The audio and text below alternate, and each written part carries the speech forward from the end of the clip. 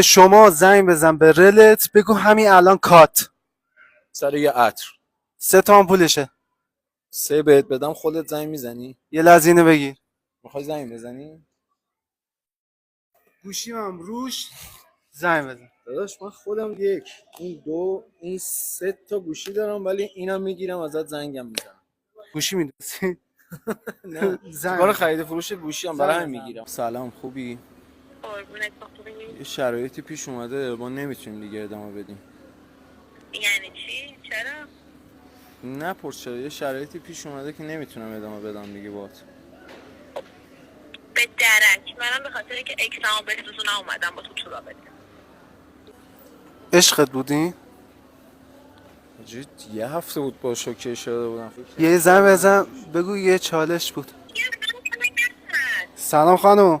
یه چالش بود خانم.